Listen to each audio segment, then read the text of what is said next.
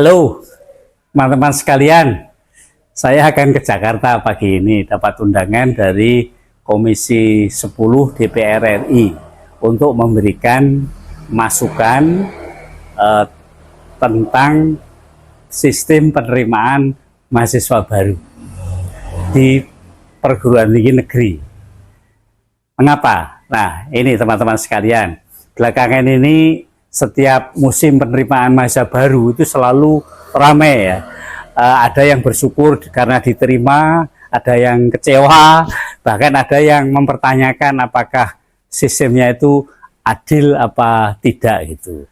Nah, pertanyaannya adalah bukan sekedar siapa yang diterima atau siapa yang tidak diterima.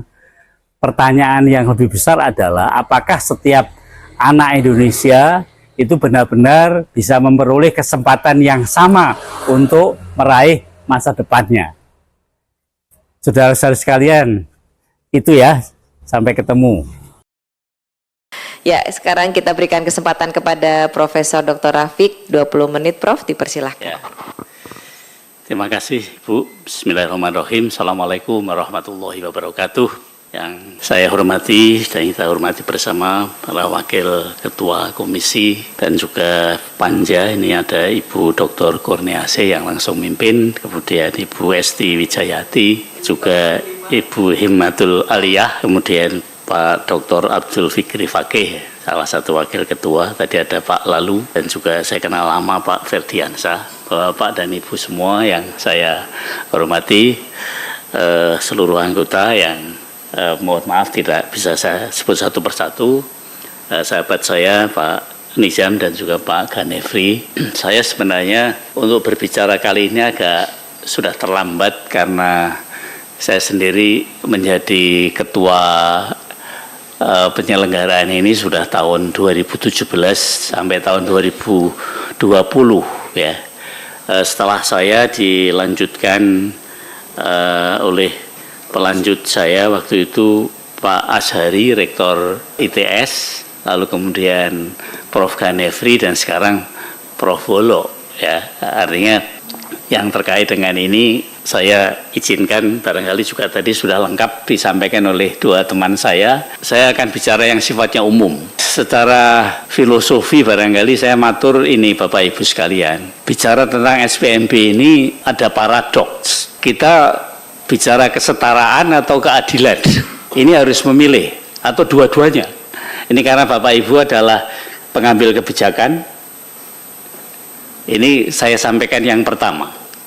Bapak Ibu yang saya hormati, dari sisi kesetaraan, memang kalau semua siswa diperlakukan sama dan diberi kesempatan yang sama dengan persyaratan sama, tidak melihat asal sekolah, kondisi yang ada, padahal kita ini beda satu yang lain, dari Sabang sampai Merauke berbeda.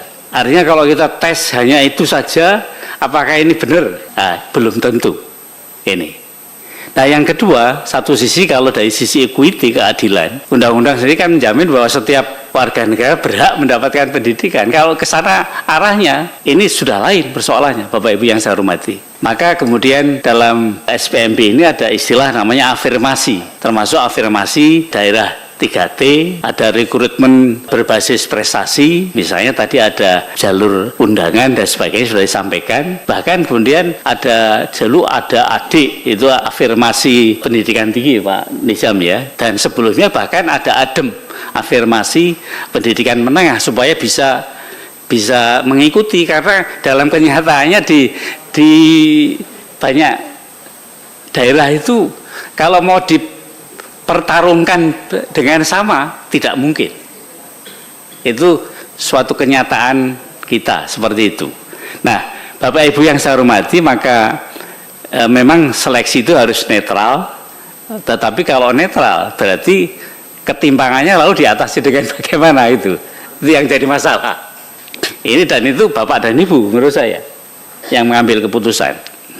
Nah, tantangannya memang ada gap intake, kota, desa, jelas beda. Apalagi variasi sekolah, unggul, non unggul. Nah, ini jelas. kaya miskin seperti itu ya misalnya. Atau katakanlah misalnya tadi sudah disebut ada yang bisa bayar bimbingan tes, ada yang tidak. Seperti itu Bapak Ibu sekalian. Ya kan? Itu seperti itu. Nah, kalau kita akan membuat kebijakan, karena ini ranah Bapak Ibu semua, ya mohon kiranya perbaikan itu bukan sekedar pergantian nomenklatur, tapi mudah-mudahan betul-betul yang diharapkan oleh masyarakat. Bapak Ibu yang saya hormati, belajar dari selama ini ada kendala yang tadi sebenarnya sudah disampaikan oleh teman-teman saya, tapi saya menyimpulkan ada 4 saja. Yang pertama adalah ketidaksinambungan jumlah antara peminat dan daya tampung PTN. Daya tampungnya sebenarnya terbatas, yang ingin banyak. Jadi setiap angkatan itu pendaftarnya sekitar hampir 1 juta. Yang lulus hanya berapa, dan tadi itu pun 60.000 tahun ini tidak daftar ulang. Nah, ini ada masalah. Nah, demikian juga tadi variasi mutu SLTA yang akan ini bervariasi sekali. Padahal kalau tadi semua warga negara berhak mendapat pendidikan, terus piye bahasa Jawane gitu kan. Seperti itu katanya. Ya. Nah, Bapak Ibu yang saya hormati, juga ada persoalan sekarang lebih-lebih misalnya kementeriannya sudah dipisah, menengah dan tinggi. Ini juga satu persoalan bahwa integrasi data antara yang ditangani oleh Kementerian Pendidikan Dasar Menengah dengan kita itu juga ada gap yang kemungkinan akan menjadi masalah seperti itu, dan mulai terasa sekarang seperti itu. Nah, Bapak Ibu yang saya hormati, kalau seleksi sering dipaksa menyelesaikan masalah-masalah dalam tanda petik politik itu seperti itu tadi, nah lalu terus bagaimana? Ini berasal dari ketimbangan kualitas yang tadi saya katakan seperti itu. Next, Bapak Ibu yang saya hormati, ini saya kutip setidaknya ada 4 peraturan yang sekarang dipakai oleh para rektor, yang merah ini. Ini yang kalau Bapak Ibu akan memperbaiki ya dari sini startnya. Nah, tapi secara umum saya ingin mengatakan bahwa ada plus dan minusnya. Yang kuning ini plusnya, yang merah ini perlu mendapat perhatian. Ya sebenarnya SPMB-PTN itu transparansi dan ya, itu bagus lah. Lebih-lebih misalnya proses digitalisasi itu sudah mulai bagus. Bapak Ibu yang saya hormati, saya waktu itu berada pada masa perubahan. Waktu itu kan Bapak Ibu mungkin juga merasakan ikut tes itu kan berbondong-bondong, satu kota itu dalam waktu itu ramai sekali gitu. Waktu itu ujian tulis belum berbasis komputer. Itu masa saya sebagai ketua itu ada UTBK itu waktu itu. Nah, itu sudah mulai sepi. Nah, waktu itu luar biasa. Nah, mulai dari sana sekarang digitalisasi sudah semakin canggih dan itu alhamdulillah semakin baik gitu. Nah, kemudian juga ada kombinasi tadi, ada jalur prestasi, jalur tes, bahkan ada jalur afirmasi. Ini mengatasi hal yang tadi kesenjangan tadi, dan juga bahkan ada upaya perluasan akses sudah dilakukan. Prosesnya relatif tertib, alhamdulillah. Sistem seleksi berbasis digital meningkat dan kemudian makin transparan, serta ternyata minat KPTN tetap tinggi. Nah, hal-hal yang negatif juga cukup banyak. Ini yang saya list kritik dan kendala. Di sebelah kanan yang kuning gelap ini Bapak Ibu yang saya hormati, misalnya katanya wah kok sekarang ada jalur mandiri, jalur apa, ada space yang saya kira kemarin Bapak-Bapak dan Ibu sudah mendapatkan informasi ini ya. Saya tidak akan membahas ini secara detail ini, terutama yang nomor 9 Bapak Ibu sekalian yang sering menjadi desas-desus di masyarakat, di media, misalnya tentang keberatan UKT, tentang IP ya, nama lainnya apa selain IP ya, bermacam-macam nama gitu ya, saya seperti itu ya.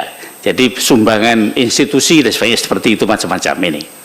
Nah, Bapak Ibu yang saya hormati, next, kalau dipilah menjadi 3 sekarang, ada jalur SNBP, jalur SNBT, tes ya, dan kemudian mandiri.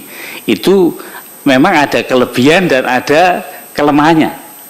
Kelebihannya jalur SNBP yang melalui undangan tadi, itu memang mengapresiasi prestasi berkelanjutan yang istilahnya memang berprestasi harusnya mendapat tempat di perguruan tinggi, mengurangi tekanan ujian tunggal, artinya dulu hanya ujian tulis, sekarang sudah ada itu.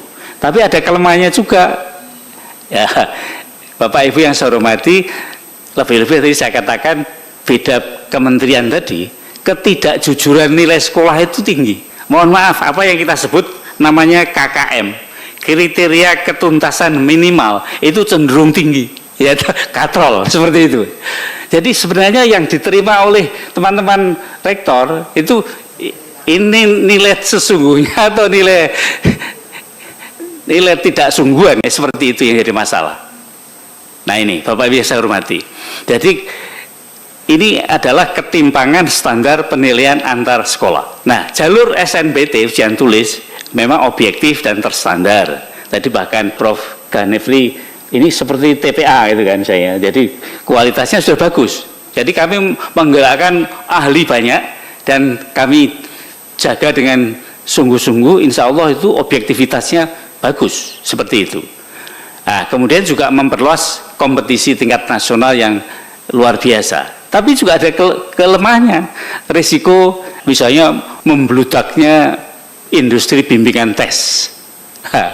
Bimbingan tes ada yang terus bahkan misalnya nanti kelompoknya di sana, bahwa ada yang mau kontrak kelas mana ya, dan sebagainya. Ini tadi yang disampaikan oleh Prof. Nizam seperti itu. Dan mohon maaf, ini kita akui kita belum mampu mengoreksi ketimpangan sosial yang ada selama ini. Itu yang terjadi.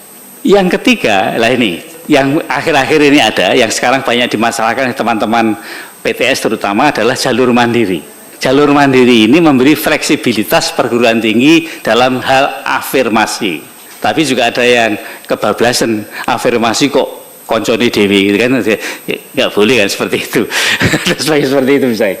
Nah, bahkan ada teman yang akhirnya harus masuk penjara ya. Seperti itu, apa boleh buat seperti itu kan. Kelemahannya yaitu ya tadi, persepsi publik memang belum sepenuhnya baik dan belum transparan. Itu kita akui bersama. Kepentingan-kepentingan individu, rektor dan sebagainya itu ya saya kira mungkin ada.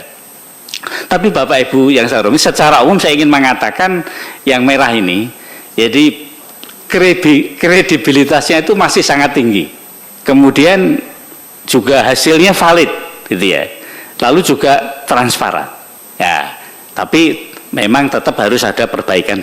Next. Nah, saya ingin terus ya, Bapak Ibu yang saya hormati, kalau nanti Bapak Ibu ingin mengambil keputusan, menurut saya 4 hal ini yang menurut saya menjadi isu strategis.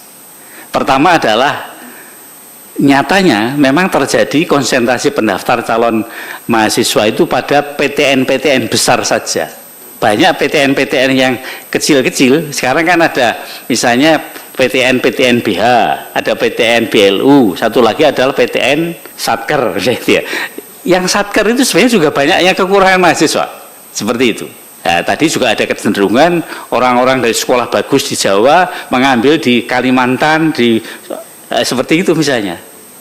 Nah, yang sana tidak kebagian, seperti itu. Yang kedua, memang ada ketimpangan kapasitas PTN satu dengan yang lain, terutama antar wilayah. Jadi terus terang, ya maaf Pak Ganefri, sebenarnya luar Jawa masih ketinggalan dengan Jawa, kira-kira begitu pada dasarnya. Ini realitasnya seperti itu. Yang ketiga, Bapak Ibu yang saya hormati, terus terang ada dominasi orientasi pendaftar masuk hanya ke beberapa prodi tertentu, tidak merata. Bahkan tadi sudah ditawarkan untuk masuk vokasi, bahasa Jawanya ora payu, gitu, seperti itu, tidak laku. Kalaulah misalnya nanti diterima, mundur, tidak daftar ulang, itu yang terjadi, seperti itu. Nah, yang keempat adalah perlu menurut saya, tadi saya setuju dengan Prof. Nizam, saatnya sekarang menurut saya DPR untuk memikirkan perlu integrasi data pendidikan dan sinergi sistem penerimaan mahasiswa baru, PTN juga PTKL yang diselenggarakan oleh lembaga-lembaga teknis ya, misalnya keuangan punya STAN dan sebagainya seperti itu ya, dan PTS. Jangan membedakan satu yang lain. Ini apa jadwalnya beda-beda. Jadi setelah lulus di dinyatakan lulus di PTN, bahkan sudah bayar, setelah itu dinyatakan diterima di STAN, mundur. Itu banyak sekali. Nah, jadi jadwal itu menjadi penting menurut saya di situ. Ya, kalau itu kita anggap sama, kenapa harus terpisah-pisah? Kalau bisa menjadi satu kesatuan, seperti itu. Next, Bapak Ibu yang saya hormati, nah satu lagi Bapak Ibu saya lihat, ini sebenarnya belum terlalu banyak dibicarakan, tapi tadi Pak Nizam sudah. Universitas terbuka dulu mandatnya adalah untuk mereka yang sudah lulus 3 tahun setelah SMA dan yang sudah bekerja. Nah sekarang itu teman-teman UT wabeh disibuk, semua diambil, semua boleh. Nah, seperti itu. Tahun ini berapa ribu? 180.000 mahasiswa barunya, seperti itu misalnya. Nah ini juga perlu diatur, Bapak Ibu yang saya hormati. Nah, memang menurut saya ada kekuatan yang saya kira itu bagus ya. Selain universitas terbuka juga sekarang ada universitas digital. Setidaknya sekarang ada Universitas Insan Cita Indonesia, kemudian Cyber Muhammadiyah, kemudian ada Cyber Asia dan beberapa yang lain. Tapi ini belum seperti hanya UT, masih sedikit. Kalau tidak salah sekitar di bawah 5.000 mahasiswanya. Nah, Bapak Ibu yang saya hormati, memang tantangannya adalah apakah calon mahasiswa kita itu sudah siap belajar dengan cara-cara digital yang adaptif seperti itu? Jawabannya belum. Nah kalau belum, lalu bagaimana? Nah, nanti monggo seperti itu. Bapak Ibu yang saya hormati, saya usul kebijakan. Yang pertama, universitas terbuka dan universitas digital itu memang perlu diperkuat, tetapi dalam rangka tadi pemerataan akses pendidikan tinggi yang fleksibel. Menurut saya seperti itu. Nah, termasuk misalnya yang mereka yang sudah bekerja dari pengakuan capaian pembelajaran lampu RPL yang sudah bekerja sekian lama diakui berapa SKS, dan itu saya kira penting seperti itu. Nah, Bapak Ibu yang saya hormati, belajar sepanjang hayat saya kira ini menjadi sesuatu yang sangat penting isu, karena belajar itu tidak hanya di sekolah tapi juga itu kita akui seperti itu, dan UT sama Universitas Digital itu adalah porsinya. Ya jangan mengambil porsi itu. Kemudian sebelum terakhir saya hanya beberapa slide, Bapak Ibu yang saya hormati, saya kira perlu kerjasama saling mengisi antara PTN dan PTS. Tadi sudah dikemukakan seperti itu. PTN dan PTS bukan pesaing menurut saya. Kemudian perlu memperkuat peran PTS dan PTN, termasuk di dalamnya adalah PTKL tadi, Bapak Ibu yang saya hormati. Harus bermitra sebaik-baiknya. Terakhir, saya mengusulkan rekomendasi. Yang pertama, perluasan akses dan penjagaan mutu harus menjadi arah kebijakan utama, harus dijaga. Menata afirmasi berbasis wilayah dan sosial ekonomi, mau tidak mau ini harus ada. Kalau enggak adil, namanya kan seperti itu. Yang ketiga, melakukan sinergi tadi antara, jadi bentuknya adalah SPMB, PTN, PTKL dan PTS. Mungkin PTS unggul saja untuk sementara. Nah, ini. Dan sekali lagi tujuan akhir SPMB adalah dalam rangka pengembangan talenta nasional yang lebih adil dan berkelanjutan. Ini bahasa kebijakannya seperti itu. Dan terakhir, Bapak Ibu yang saya hormati, saya mengusulkan ini, saya kira diperlukan stabilitas untuk 3 tahun yang akan datang. Sebaiknya direncanakan dengan sebaik-baiknya dengan prinsip-prinsip tadi. Ini sudah saya sampaikan di depan, dan teman-teman terakhir ini perlu perencanaan jangka pendek, jangka menengah, jangka panjang. Saya kira ini ya sudah pasti dilakukan oleh teman-teman di DPR ya seperti ini. Tapi yang jangka panjang terutama adalah menurut saya keharusan adanya PTN dan PTKS serta PTS itu harus bersama, tidak bisa terpisah-pisah begitu. Demikian, terakhir penutup saya adalah SPMB, saya kira tidak saja hanya menyelesaikan masalah siapa yang paling layak masuk perguruan tinggi, tapi juga bagaimana negara bisa memastikan melalui SPMB itu setiap anak Indonesia bisa memperoleh kesempatan yang adil untuk berkembang melalui pendidikan tinggi yang bermutu. Demikian Bapak dan Ibu yang saya hormati, terima kasih atas perhatiannya. Mohon maaf atas segala kekurangannya. Saya kembalikan kepada Ibu Ketua. Nuhun. Terima kasih. Baik, matur nuwun Pak Prof. Terima kasih banyak Bapak dan Ibu. Alhamdulillah. Mohon maaf kalau waktunya memang terbatas ya untuk narasumber. Nanti insya Allah kita lanjutkan dalam diskusi kita. Baik, kita lanjutkan pendalaman dari teman-teman anggota Panja. Kita mulai dari fraksi PDIP. Sudah hadir Mbak Putih Guntur Soekarno, dipersilahkan. Terima kasih pimpinan. Assalamualaikum warahmatullahi wabarakatuh. Salam sejahtera bagi kita semua. Bapak Ibu sekalian, anggota Komisi 10 dan juga para narasumber. Dari apa yang disampaikan terakhir tadi oleh Bapak Rafiq Karsidi, saya mencoba untuk bertanya sebenarnya terkait dengan isu strategis nasional tentang konsentrasi pendaftar calon mahasiswa, juga adanya ketimpangan kapasitas PTN antar wilayah, ada dominasi orientasi pendaftar yang masuk ke beberapa prodi tertentu dan perlunya integrasi data pendidikan dan sinergi sistem penerimaan mahasiswa baru. Pertanyaannya adalah bagaimana, apakah dari pemaparan tadi, dari sistem penerimaan yang tadi saya juga sempat ngobrol sedikit dengan Mbak Meli Guslow, ini kita nih sebenarnya sekarang juga bingung gitu, apa ada jalur SNBP, lalu kemudian ada jalur SNBT, kemudian ada seleksi mandiri. Jadi kebingungan ini juga sebenarnya menjadi kebingungan dari orang tua para calon-calon mahasiswa. Saya pikir selain seleksi ini juga mungkin banyak juga memberikan nilai positif, tetapi juga tentunya apakah kemudian sistem penerimaan mahasiswa baru saat ini juga dapat memperkuat konsentrasi pendaftar pada PTN-PTN di luar PTN favorit di Pulau Jawa saja. Itu kan menjadi pertanyaan juga bagi kita. Karena kalau saya lihat sistem ini kemudian akhirnya semua rebutannya tuh di PTN-PTN yang ada di Pulau Jawa. Jadi tidak terintegrasi ke PTN-PTN lain di luar Pulau Jawa.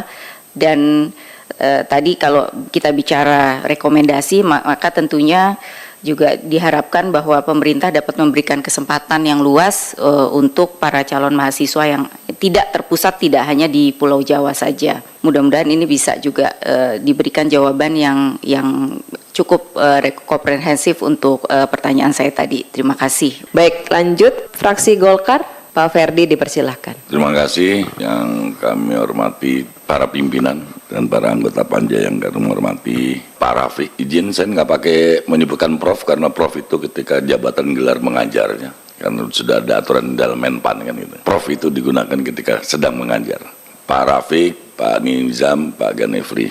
Menarik, saya mengawali dari kondisi Indonesia. Kita sadar nggak dengan keberagaman? Ini yang problem utama, kita harus sadar dulu, kita datang dengan keberagaman. Kalau nggak sadar dari keberagaman sulit. Nah, oleh karena itu yang juga jadi masalah adalah ketika ingin mencapai target tersebut, kalau tidak bisa kita sadari dengan keberagaman, sangat-sangat sulit. Nah, konteks keberagaman juga harusnya nanti kaitan dengan kebijakan. Buat apa ada namanya akreditasi itu kalau tidak dipakai? Dalam konteks juga, ini kan rekrutmen mahasiswa baru. Misalnya akreditasinya secara lembaga ya, baik sekali dan unggul. Kalau dulu CBA. Kenapa SPMB itu bisa dikelompokkan berdasarkan CBA tersebut secara kelembagaan?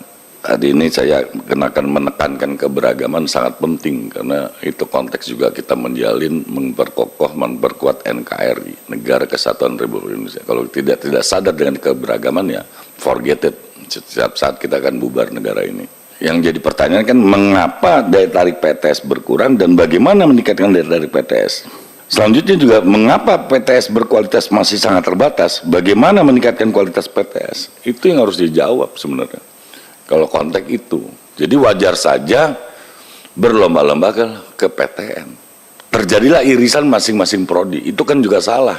Kemudian juga termasuk biaya kuliah PTS berkualitas tidak terjangkau. Ya kenapa? Karena tidak ada intervensi. Harusnya kan BOPTN, harus juga ada BOPTS. Nah ini yang juga menjadi mendasari. Nah, oleh karena itu ketika mendekatkan target, katakanlah 40% pada tahun 2029. Berapa anggaran yang diperlukan? Nggak pernah dihitung. Nggak pernah dihitung berapa anggaran dibutuhkan untuk mencapai 40%. Apalagi kalau mengikuti RPJP 2025 kalau nggak salah ingat 60%. Ya udah, forget it. Nah, oleh karena itu kalau bisa dihitung katakan 2028 yang belum disajikan ya oleh bapak-bapak ini adalah berapa sih daya tampung. Tadi kalau daya tampung, saya juga ingin menanyakan span of controlnya gimana sih kalau Anda punya mahasiswa 90.000, kalau dia menyatakan bahwa PTN juga daya tampungnya masih kurang, artinya masih dimungkinkan orang mengambil porsi PTN. Jadi kita juga harus hitung berapa idealnya span of controlnya seperti apa. Jadi saya menarik ada statement tadi menyatakan bahwa PTN masih kurang. Iya, tapi span of control gimana? Selanjutnya akhirnya juga menghitung daripada prodi-prodi yang menarik yang bisa menjawab. Syukur anak kita kalau nggak mau jadi PNS, itu saya bilang alhamdulillah anak-anak saya nggak mau jadi PNS. Jadi tidak tergantung. Punya tes bisa nggak lihat ijazah Pak. Nah ini juga ke depan harus juga ditangkap. Jumlah prodi-prodi mungkin yang juga kita masukkan dari bapak-bapak ini jangan terlalu detail juga nih prodi ini Pak. Dulu kan misal teknik cuma terkenal misalnya Pak Nizam itu sipil dan arsitektur. Sekarang begitu teknik sangat banyak sehingga ketika penerimaan di sebuah perusahaan orang juga bingung. Jadi terlalu rigid. Teknik elektro yang dulu kan cuma arus kuat dan arus lemah. Ya kita lihat juga prodi-prodi itu apa memang harus dibikin rigid sehingga juga dalam konteks penerimaan juga tidak membingungkan. Tadi pertanyaan Bu Putih betul, membingungkan boro-boro orang tua. Mungkin beberapa orang dosen pun juga bingung mau masuk kemana. Masyarakat apa sih kalau kayak ambil gini anak saya mau jadi apa, bisa kerja di mana, kan orang Indonesia masih terbatas dengan pikiran gitu Pak Rafiq ya. Kamu ambisinya mau kerja di mana? Betul, karena kita tidak pernah berpikir bukan bekerjanya, tapi mau bisa apa kan gitu. Harusnya kan kamu bisa apa nantinya, bisa diterima di kalangan masyarakat seperti apa. Jadi itu yang menjadi pemikiran. Jadi ini penting, sangat penting. Tapi juga tolong juga kasih masukan kami dalam konteks prodi-prodi termasuk juga ke span of control. Bahkan sebagian tinggi negeri, Pak Nizam, Pak Ganefri, Pak Rafiq, kaprodinya sendiri belum pernah ketemu mahasiswa. Saking banyaknya kan gitu. Boro-boro rektor. Itu yang kita, padahal tadi saya menarik statement Pak Rafiq menyatakan nggak bisa semuanya online. Artinya kita pembelajaran sepanjang hayat juga ada unsur humanis. Itu yang saya bilang, mohon maaf, terjadilah seperti menara gading di perguruan tinggi. Karena rektor tidak pernah bersentuhan dengan rakyatnya. Karena terlalu banyak. 90.000, 70.000 gimana? Kapan salamannya Pak?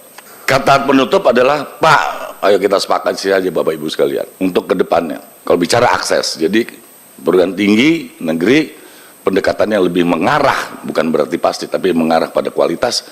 PTS mengarah untuk membantu negara ini menjadi akses. Kalau nggak bisa. Dan nanti dipilih PTS tertentu yang juga masuk kelompok-kelompok. Atau SPMB-nya dibagi. Akreditasi SPMB baik sekali, dan unggul. Bikin 3 kali metode SPMB. Baik itu negeri maupun swasta. Terima kasih. Wassalamualaikum warahmatullahi wabarakatuh. Kita lanjut ke fraksi Gerindra, Pak Latimru. Saya langsung saja Bapak Prof. Karena kita ketahui bahwa ada 3 jalur dalam penerimaan mandiri, prestasi, dan tes. Dan pada umumnya masalah penerimaan mandiri ini banyak sekali kontroversi. Kemudian walaupun di sana sini ada sesuatu masalah, saya ingin mendapatkan pendapat Bapak Prof. Bagaimana kalau misalnya penerimaan mandiri ini tidak usah saja, kita lakukan saja dengan prestasi dan tes. Walaupun memang agak terikat, yang seingat saya bahwa ada Permen 40 2022 di mana BLU misalnya bisa menerima 30% mandiri dan PTNBH 50%. Bagaimana pendapat Prof kalau jalur mandiri ini tidak usah? Kita masuk saja semua melalui tes dan prestasi. Kemudian saya juga baru mengerti, karena memang selama ini saya selalu berpikir kok ada yang tidak mendaftar ulang padahal sudah diterima. Ya tadi sudah ada beberapa 3 alasan dia mendaftar lagi pada kedinasan sehingga dia ikut ke sana. Kemudian ada terima karena hanya rencana mereka pada yang kedua atau yang ketiga yang diterima sehingga tidak senang di situ. Dan ada juga karena berubah pikiran. Bagaimana menurut Bapak Prof, kalau mereka sudah diterima pada salah satu perguruan tinggi, tidak boleh lagi mendaftar pada perguruan yang tinggi yang lain. Tetapi ini kan bisa kontroversi juga, karena ada hak mereka untuk melakukan apa saja masalah pendidikan. Tetapi untuk mengatasi pendidikan itu bagaimana pendapat Prof? Kemudian beberapa juga perguruan tinggi swasta punya sedikit protes, karena selalu setiap saat perguruan tinggi itu menambah penerimannya. Sudah diterima, kemudian tidak diberikan kesempatan pada perguruan tinggi swasta, buka lagi pendaftaran yang berulang-berulang. Tapi kemungkinan nanti ini pada saat sudah sekali saja dilakukan, misalnya penerimaan itu, dan tidak ada lagi pendaftaran setelah itu dari perguruan tinggi negeri. Karena inilah perguruan tinggi swasta selalu merasa bahwa dia sudah sulit mendapatkan mahasiswa, karena semua boleh dikatakan diambil oleh perguruan tinggi karena berulang-ulangnya mereka menerima pendaftaran. Tadi juga disebutkan masalah universitas terbuka, yang kalau tidak salah dengar tadi dikatakan bisa masuk setelah 3 tahun selesai mereka pada tingkat SMA. Dan sekarang sudah begitu masuk jumlah yang begitu besar. Bagaimana pendapat Prof kalau universitas terbuka ini harus berkolaborasi dengan salah satu perguruan tinggi sehingga mereka bisa mendapatkan apa yang terbaik untuk mereka? Apakah berkolaborasi dengan perguruan tinggi swasta? Artinya ada kewajiban. Misalnya pada kabupaten ini dia harus bersama dengan perguruan tinggi swasta apapun yang mereka inginkan, sehingga betul-betul bisa mutu dan lain-lainnya terpenuhi.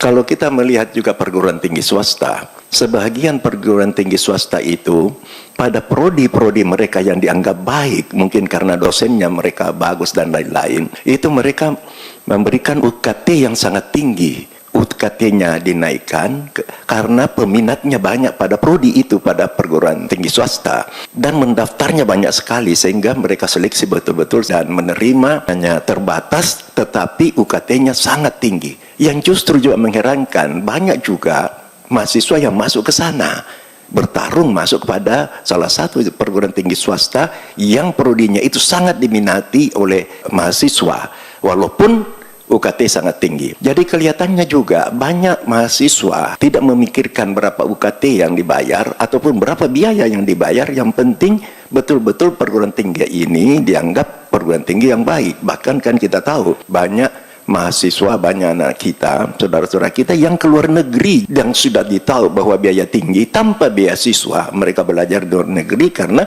menganggap bahwa di luar negeri itulah mereka bisa mendapatkan hasil yang akan didapatkan maksimal.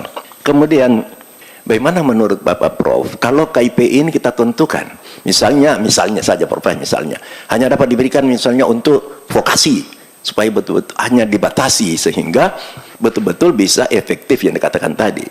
Juga sudah bagus dikatakan ada desil 1 sampai desil 4 yang bisa mendapatkan KIP. Kemudian tadi dikatakan masalah bagaimana kalau yang berprestasi ini dihubungkan dengan TKA. Misalnya, karena sebagaimana kita ketahui banyak juga yang diangkat-angkat misalnya dari sekolah untuk memberikan dia bisa lolos dengan prestasi. Rapornya tadi biasanya pada semester 1, 3, 4 konsisten, kemudian pada semester 5 ditingkatkan dan dinaikkan. Mungkin ada sesuatu penyimpangan yang terjadi. Tadi bagaimana kalau kita hubungkan dengan TKA-nya? Misalnya saja Prof, dia sudah mendapatkan hasil daripada prestasi itu angka 80. TKA-nya dilihat 30. Makanya bagaimana kalau dikompensasi ke sana? 30% kali 80 hasil dari sekolah menjadi 24, ya berarti angkanya hanya 24. Ada kombinasi antara TKA dan nilai rapor yang diberikan dari sekolah. Kemudian yang mengherankan juga, ada teman kemarin baru saja ditelepon yang dikatakan bahwa dia sangat memerlukan lulusan-lulusan yang dari vokasi.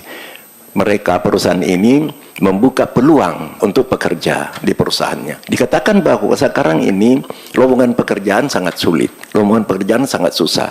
Tetapi dia juga merasa susah. Perusahaan ini sudah mengeluarkan pengumuman untuk menerima beberapa orang-orang lulusan dari vokasi, lulusan dari perguruan tinggi. Kenapa yang mendaftar di perusahaan cuma 2 yang mau bekerja? Apa sebab terjadi begini? 3 hari dia sudah mengeluarkan pengumuman untuk lowongan kerja, yang mendaftar hanya 2. Itu pun 1 dari perguruan tinggi dan 1 juga dari vokasi. Yang terakhir, Prof, tadi dikatakan bahwa mungkin ada terjadi masalah administrasi, bagaimana perguruan tinggi dari Dikdasmen menuju ke tinggi yang mungkin koordinasinya yang kurang bagus. Bagaimana pendapatnya Bapak Prof kalau misalnya Dikdasmen digabung aja dengan tinggi, satu kementerian memegang semuanya itu?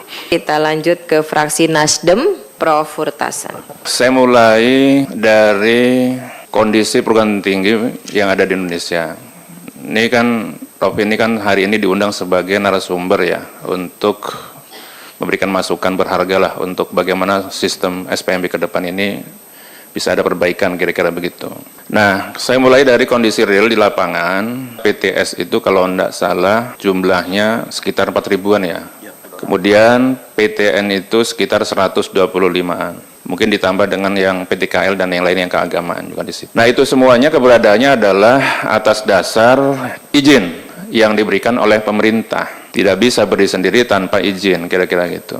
Nah, setelah izin berdiri, berproses, berjalan, maka ada problem di situ. Mungkin dulu teman-teman swasta ini akan membantu pemerintah karena pemerintah belum mampu untuk menyiapkan daya tampung perguruan tinggi negeri itu. Faktanya adalah 55% anak-anak mahasiswa swasta itu adanya di perguruan tinggi swasta. Gitu. Artinya walaupun jumlah perguruan tingginya cukup banyak, tetapi jumlah mahasiswanya memang tidak begitu banyak. Kaitannya dengan hari ini persoalan SPMB, sistem penerimaan masa baru ini, apa yang disampaikan oleh para narasumber itu ada yang sudah disampaikan juga sebelumnya, ada yang benar-benar baru. Ini saya apresiasi nih, hari ini sudah dapat insight baru juga. Tapi ada juga sebagian yang sudah kita perjuangkan. Kalau melihat perbedaan yang jelas antara negeri dan swasta tadi, menurut saya di kacamata saya ada dua. Pertama, kalau PTN tidak usah promosi, tidur aja kata anak-anak orang-orang swasta itu, mahasiswa datang sendiri. Sementara perguruan tinggi swasta, kalau nggak door to door, dari pintu ke pintu, nggak dapat murid. Yang kedua, soal anggaran. Anggaran ini paling tidak kalau negeri PTN pasti sudah disupport oleh negara. Sehingga perencanaan anggaran itu dari awal tahun sudah bisa dilakukan. Berbeda dengan PTS, kalau PTS perencanaan anggarannya di ujung. Karena dia menunggu jumlah mahasiswa yang mendaftar dan diterima berapa. Paling tidak itu yang bisa dilihat perbedaannya salah satunya gitu. Ya tentu ada pertimbangan lain. Kalau di negeri pasti orang akan prestasi dan prestise, kira-kira begitu. Kalau di swasta anggapnya ada nomor 2. Dari sini barangkali kenapa pemerintah perlu, nah itu maksud saya, perlu mengatur ini. Karena tadi sudah diizinkan, sudah beroperasi, masih mau dibiarkan meninggal, mati, kira-kira gitu. Persoalan yang dihadapi oleh teman-teman di swasta sesungguhnya adalah PTN versus PTS. Sekarang problemnya muncul lagi, PTS versus PTS juga terjadi. Nah, oleh karena apa kita sentuh soal SPMB ini supaya ada semacam pengaturan kembali. Ditambah tadi Prof. Rafiq sudah nyinggung soal UT. Betul itu UT. Saya tidak mungkiri, Prof, saya salah satu alumni dari UT tahun 90-an. Saya belajarnya otodidak. Nilai 1, agak susah memang di sana karena belajar otodidak. Tapi saya berhasil melewati itu dengan belajar cuma 3 tahun, selesai jadi sarjana ekonomi di situ. Konteksnya saat ini memang berbeda. Kalau dulu memang tujuannya adalah memberikan akses kepada masyarakat yang tidak terjangkau dengan sistem teknologi yang sekarang, dan memang diperuntukkan orang-orang yang sudah bekerja umumnya. Makanya soal ini sudah pernah saya sampaikan kepada Pak Menteri waktu rapat sebelumnya, saya bilang, ayo Pak ditinjau ulang, jangan menerima UT ini dari anak-anak yang fresh graduate. Kasih jeda waktu 5 tahun saya mintanya kemarin, bukan 3 tahun. Kenapa harus 5 tahun? Supaya masa studi dia dari waktu di SLTA itu sudah melewati 4 tahun, sarjana lulus kira-kira itu. Kalau dia mau belajar, ya sudah waktunya lah dimulai dari situ gitu. Nah ini soal UT, Prof, gitu ya. Saya punya usul segini, misalnya gitu. Pakai standarnya tes nasional terpadu 1 pintu akademik. Jadi dites dulu aja tuh anak-anak Indonesia. Jangan menyebutkan dulu nama perguruan tingginya apa. Jadi tes kompetensi nasional namanya TKN. Kemudian dari situ yang dites apa? Ada literasi, ada numerasinya, ada penalarannya. Tes minat bakatnya juga harus dites. Itu profil jurusan biasanya lari ke situ. Fungsinya apa? Itu menjadi skor utama nasional. Nanti diurut tuh dari 1 sampai sekian. Hasilnya bukan hanya lulus tidak lulus, tapi skor peringkat nasional. Jadi pada saat itu juga kelihatan. Nah baru fase kedua bisa jalur prestasi terstruktur, bukan sekedar tambahan. Yang diakui adalah prestasi akademik, ranking sekolah, bisa aja olimpiade dan seterusnya, non-akademik bisa seni, olahraga dan seterusnya, dan yang tidak kalah penting adalah portofolio untuk orang-orang seni biasanya. Baru yang terakhir ada jalur kampus seni. Nah, yang saya minta kemarin hanya 2 jalur aja sekarang, udah. Tadi ada plus minusnya tuh, soal yang mandiri-mandiri tadi. Kita langsung ke PKS, Bapak Dr. Haji Abdul Fikri Fakih. Rekomendasinya ke siapa ini kan tidak bisa ditugasi nih 3 profesor ini, bukan mitra. Padahal saya mau usul kalau bisa beberapa hal hasil analisa dari 3-tiganya ini, Prof. Kanefri dan Prof. Rafiq ini kalau bisa ada riset serius, misalnya 1,3 juta itu tidak ditampung di PTN. Analisanya kan daya tarik PTS kurang, PTS yang berkualitas sangat terbatas, hanya beberapa saja. Kemudian biaya kuliah di PTS yang berkualitas tidak terjangkau. Ini kan perlu diuji kesahihannya. Apa sebetulnya sebabnya? Supaya nggak saling tuduh. PTS kan datang ke sini berbondong-bondong tetapi bikin asumsi-asumsi. Yang itu tidak mesti menambah mahasiswa ke PTS. Karena sesungguhnya bukan itu penyakitnya, kan menuduh PTN saja. Jadi usul saya kalau bisa ada riset untuk panduan ke SPMB ke depan, baik PTN maupun PTS. Salah satunya ini diskusi tentang tes dan non-tes. Tadi kan juga di sini Prof. Kanefri juga, Prof. Rafiq juga, bahwa yang prestasi ini tidak sepenuhnya bisa dipercaya. Karena tadi ada 1, 2, 3 itu masih stagnan, tetapi kemudian yang semester 3 itu cenderung naik. Misalnya begitu. Benar atau tidak, kita perlu memformulasikan tes dan non-tes. Negara-negara seperti Cina itu semuanya tes. Nggak ada yang tidak tes. India juga kecenderungan tes gitu. Memang yang penduduknya banyak itu kecenderungan semua dieksekusi dengan tes gitu. Ini kita tuntaskan, kalau perlu ada diskusi agak serius juga tentang tes dan non tes. Bahkan di sini ada tambah lagi mandiri. Sesungguhnya positifnya adalah untuk afirmasi daerah tertentu termasuk daerah 3T. Ini jalur mandiri kelebihannya seperti itu. Nampaknya perlu dievaluasi karena faktanya tidak demikian. Yang dituduhkan oleh mahasiswa, oleh juga perguruan tinggi swasta bahwa ini komersialisasi. Ini juga perlu serius, ini perlu riset ini satu tadi di depan tadi sebabnya. Kemudian yang kedua ini kenapa tidak daftar ulang? Kenapa daftar ulang? Saya kira perlu uji sahih ini. Sebab banyak juga saya kira jangan-jangan karena memang miskin, Prof. Karena kemiskinan, karena ini bukan karena maunya.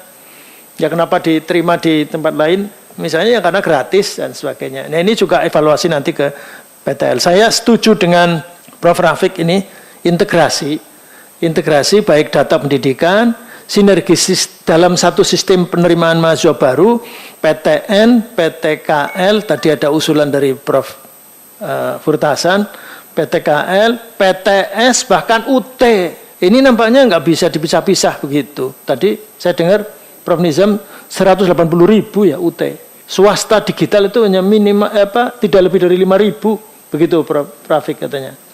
Ini harus ada sinergi. Saya kira ini perlu ditulis supaya ada tindak lanjut nanti.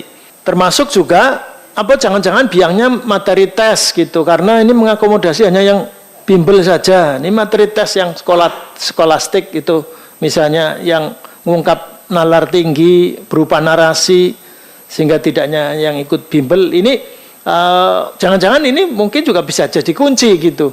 Nah, mohon maaf ini nampaknya sumbang pikir para profesor ini nampaknya tidak hanya berhenti di sini, tapi kita butuh lebih ini lagi. Tadi kayaknya mewajibkan 1 dari 4 pilihan itu vokasi misalnya. Ini kan perlu juga reformulasi pendidikan kita, tidak hanya pendidikan tinggi. Langsung ke Demokrat, Pak Dr. Andes Sabam Sinaga.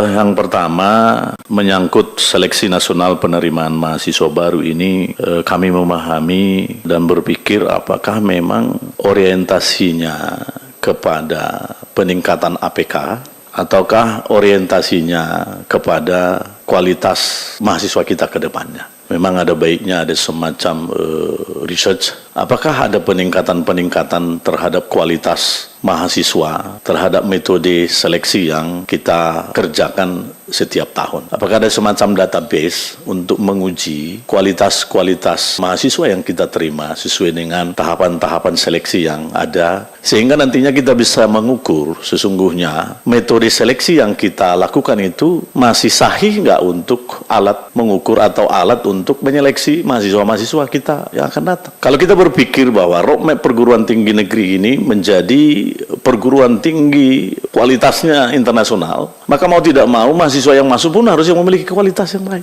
Apalagi dengan metode yang sekarang ini kan cenderung skolastik gitu ya Pak ya. Artinya bahwa kecepatan untuk mengerjakan soal tanpa analisanya tidak terlalu mendalam, penting dia bisa menyelesaikan soal itu dengan waktu yang cepat, dimungkinkan dia bisa lolos masuk perguruan tinggi. Karena saya dapat informasi juga ketika dia masuk sekolah di kelas 2 dan 3, mereka masuk ke bimbingan tes dengan orientasi bahwa kesempatan untuk dia bisa lolos menjadi mahasiswa itu lebih besar peluangnya. Takutnya nanti untuk bisa menjadi mahasiswa itu tidak perlu sekolah reguler, hanya bimbingan tes saja begitu. Nah, dia bisa menguasai ujian yang akan diselenggarakan pada saat seleksi nasional penerimaan mahasiswa baru. Artinya bahwa perlu ada semacam metode baru untuk nantinya bisa menghasilkan mahasiswa-mahasiswa yang berkualitas. Perlu juga menjadi masukan Prof ke kami, apakah untuk menjaring mahasiswa itu semakin berkualitas, setiap tahun soal-soal disajikan dalam seleksi nasional penerimaan mahasiswa baru itu mengalami peningkatan dari tahun ke tahun kah, atau flat seperti itu tanpa ada peningkatan. Dan yang ketiga, bicara tentang realitas kesenjangan kita gitu loh Pak. Mungkin karena faktor wilayah ataupun juga faktor tenaga pendidik. Dan yang keempat, ya, berbicara tentang daya tampung ini menjadi pertanyaan banyak pihak Pak. Sesungguhnya bagaimana sih mengukur daya tampung perguruan tinggi tersebut? Ini perlu masukan bagi kami. Kira-kira parameter untuk menentukan besaran daya tampung perguruan tinggi tersebut kira-kira apa alat ukurnya, sehingga bahwa perguruan tinggi A sekian daya tampungnya, perguruan tinggi B sekian daya tampungnya. Dan yang terakhir, berbicara tentang banyaknya seleksi, ada SNBP yang berbasis prestasi, ada juga SNBT berdasarkan tes, dan ada juga seleksi mandiri. Ini seleksi mandiri ini ternyata beragam loh.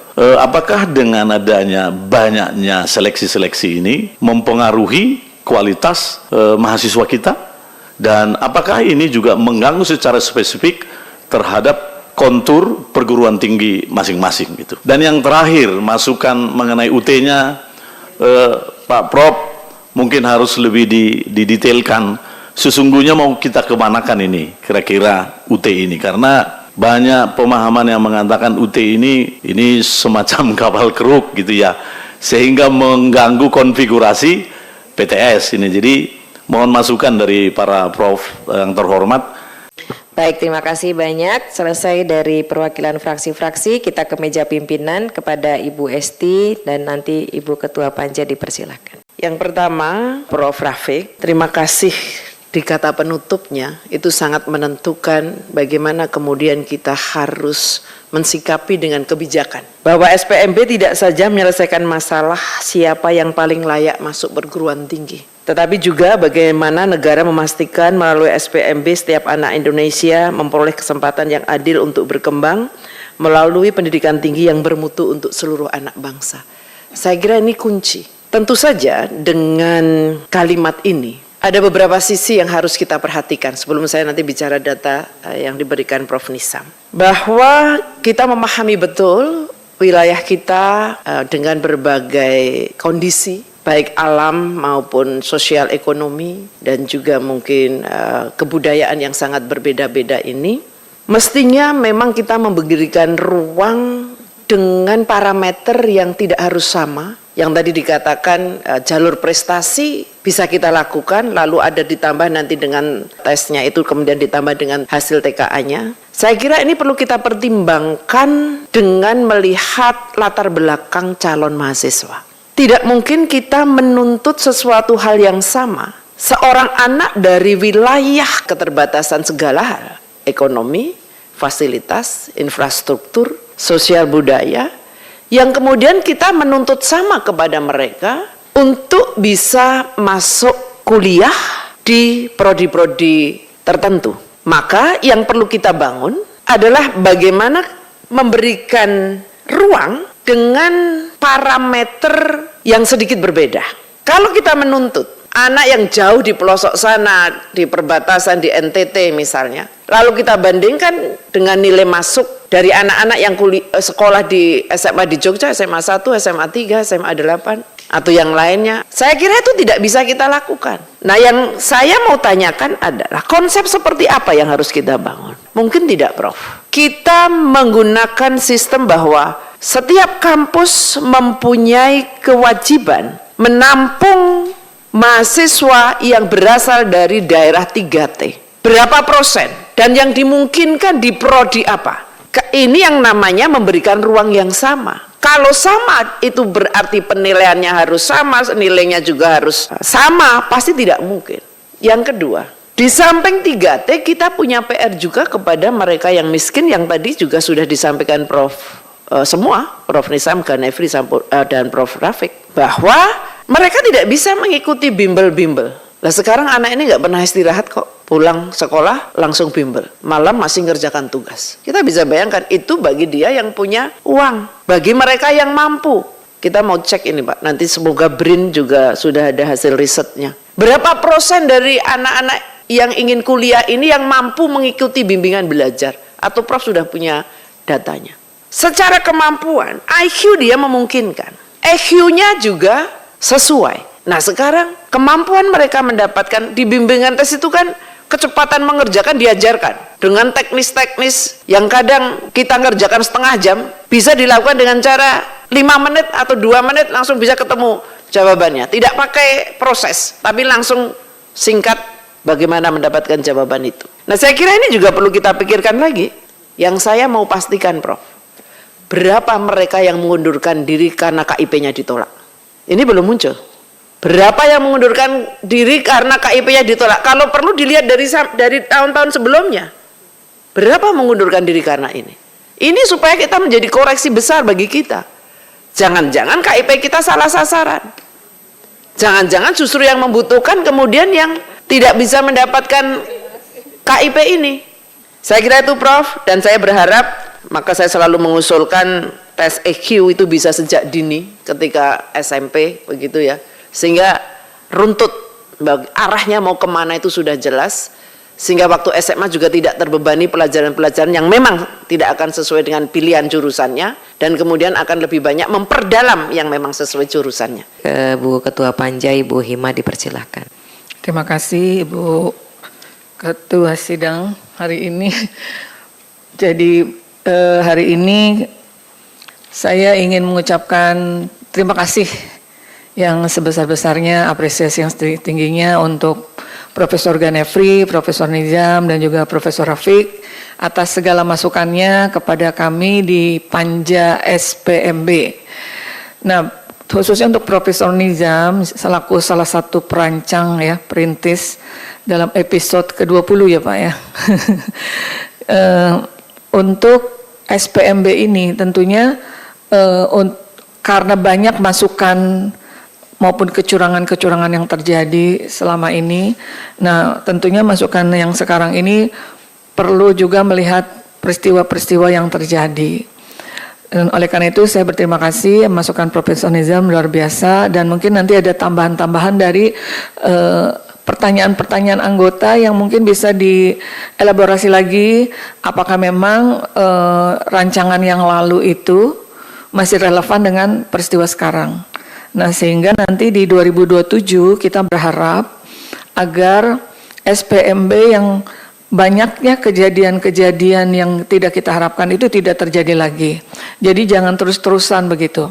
Barusan saya dapat SMS nih dari salah satu orang BRIN ya, dulunya di BRIN tapi sekarang udah pensiun. Beliau menyatakan aspirasinya terhadap mahasiswa. Jadi ada lagi jalur yang dibuka di UI, namanya PPKB. Ya, jadi ada juga jalur mandiri yang dibuka di Unpad. Nah, ini banyak mahasiswa juga daftarnya double masalahnya. Mereka daftar di UI melalui jalur PPBK, PPKB, kemudian juga mendaftar di Unpad jalur mandiri. Banyak yang sudah diterima di jalur mandiri, daftar juga di UI gitu. Sehingga mereka dilema sekarang, misalnya UI pengumumannya 1 Juli, sementara di Unpad 27 Juni ini sudah harus membayar lunas penerimaan. Jadi mereka khawatir kalau mereka ternyata diterima di UI tapi sudah terlanjur membayar. Nah ini juga menjadi satu dilema karena banyak juga yang ternyata mengundurkan diri itu karena mereka daftar banyak tempat begitu, sehingga akhirnya terjadi kekosongan. Misalnya mereka berbondong-bondong pindah ke tempat yang mereka sudah diterima di sini. Jadi pengunduran diri itu tidak melulu karena biaya ya, tetapi juga pengunduran diri mungkin karena mereka lebih memilih prioritas mana universitas yang mereka inginkan. Nah ini yang juga menjadi salah satu catatan kita ya, bagaimana hal ini tidak terjadi sehingga udah membayar lalu pindah lagi gitu, atau sehingga mereka merasa secara ini mereka merasa dirugikan karena perbedaan waktu pengumuman misalnya seperti itu. Dan tadi berbicara soal kualitas, memang kita selama ini afirmasi ya kepada mereka-mereka yang dari 3T. Namun mungkin ketika kita mengafirmasi perlu treatment yang lebih karena dari segi kualitas kan sudah sangat berbeda begitu ya, terkait tadi keterbatasan sarana prasarana, infrastruktur dan lain sebagainya. Nah ini tentu harus ada adjustment lagi di perguruan tingginya supaya tadi diharapkan PTN kan diharapkan menjadi perguruan yang kualitas gitu, berdasarkan kualitas akademisi begitu ya. Kemudian misalnya PTS diarahkan untuk apa? Jadi kita juga harus mengadjust juga ketika kita membuka afirmasi kepada mereka-mereka yang dari 3T ataupun termarginalkan. Mungkin itu yang bisa saya sampaikan sementara ini karena banyak sekali masukan yang sudah kita dapatkan juga dari berbagai-bagai sumber, dan sekali lagi kami mengapresiasi kepada para profesor yang hadir hari ini memberikan masukan yang sangat berharga di Panja SPMB ini. Terima kasih. Assalamualaikum warahmatullahi wabarakatuh. Waalaikumsalam warahmatullahi wabarakatuh. Bapak dan Ibu yang kami hormati, para narasumber, mungkin itu yang bisa di singkat padat gitu ya, masing-masing 5 menit. Kita perpanjang sampai 13.15. Salam terakhir Prof. Rafiq, dipersilakan. Terima kasih Ibu. 3 hal aja yang saya sampaikan. Yang pertama tadi terkait dengan SNPTN rame-rame ini kan sebenarnya persoalan daya tampung ya. Daya tampung itu adalah fungsi dari mungkin jumlah dan kapasitas dosen, lalu sarana yang ada, tambah mutu prodinya, kemudian pembiayaan yang dibutuhkan, dan juga tentu kemampuan menjamin hasil belajar dan lulusan. Nah karena itu maka kalau mau menambah daya tampung itu ya tanpa memperhatikan hal itu tadi ya nonsen, kira-kira begitu. Tapi tantangannya kan tadi kan bagaimana menemukan titik keseimbangan antara akses, mutu dan juga relevansi itu. Ya seperti itu ya. Ini yang pertama. Yang kedua, dalam suasana seperti ini mengatasi apa yang sedang terjadi, saya kira tidak boleh kita ini memisah-misah ya seperti itu, karena memang ada PTN, ada PTS, ada sebagainya. Tadi saya sekali lagi mengusulkan perlu sinergi sistem seleksi ini bersama. Jadi PTN, PTKL, kemudian juga PTS unggul misalnya dimulai pertama, bahkan dengan UT sekaligus. Jangan dipisah-pisah, bahkan tadi tentang waktu dan sebagainya itu. Ada yang tadi tabrakan, wah ini menunggu ini pada sini belum selesai, nah, jangan sampai seperti itu, kasihan seperti ini. Jadi itu dalam rangka untuk memperluas akses pendidikan tinggi kita. Saya kira kita mulai, ini belum pernah ada Bu. Jadi kalau Komisi 10 mengusulkan ini adalah sesuatu yang baru ini. Tapi mohon maaf, yang punya kekuatan ini hanya Bapak dan Ibu. Karena kami sebenarnya pernah mengundang dulu waktu ketua PTKL itu nggak pernah digubris. Nggak boleh gubris, tapi kalau ada kekuatan yang harus begini karena ini adalah satu kesatuan, insya Allah. Itu yang kedua. Yang terakhir tadi Bu Esti, tapi saya bongkar dengan yang lain tentang apa yang saya sampaikan di terakhir tadi ya, di ini tadi penutup tadi itu betul itu yang saya pikir agak lama, tetapi mungkin kalau dihubungkan dengan komposisi akibat dari statement itu, saya kira berpendapat komposisi konsep SPMB ke depan itu ya tadi misalnya memberikan alokasi tes berstandar nasional itu harus ada. Misalnya ini karena yang ini 60% misalnya begitu, yang tertinggi.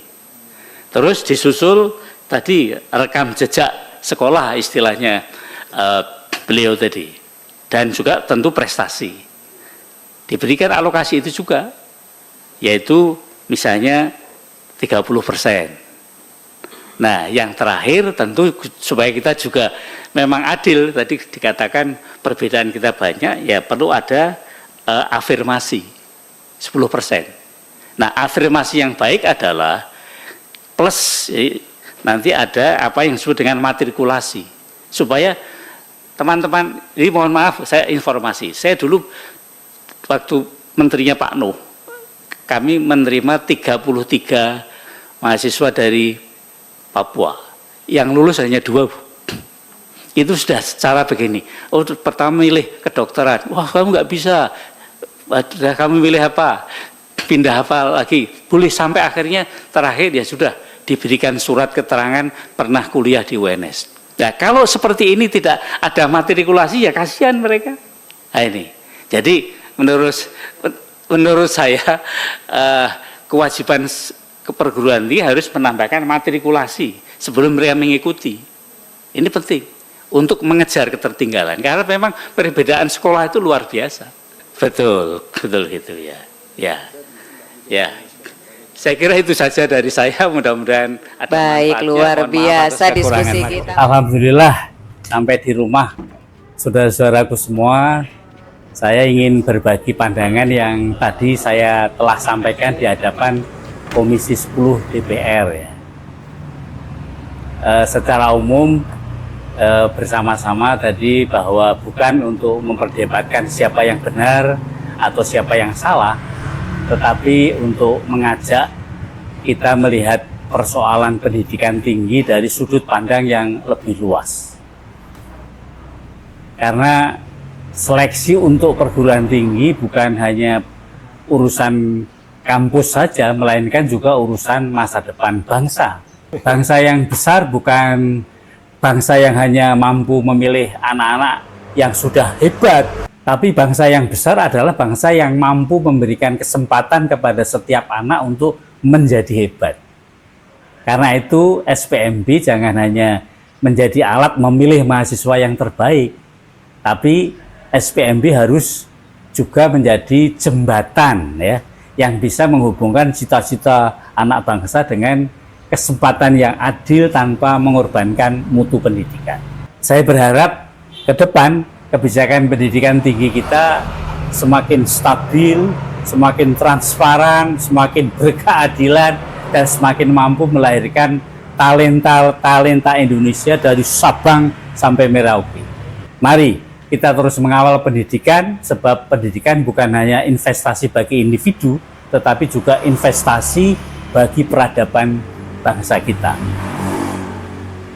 Saya Rafiq Arsidi, tetap semangat, bermartabat, dan terus bermanfaat.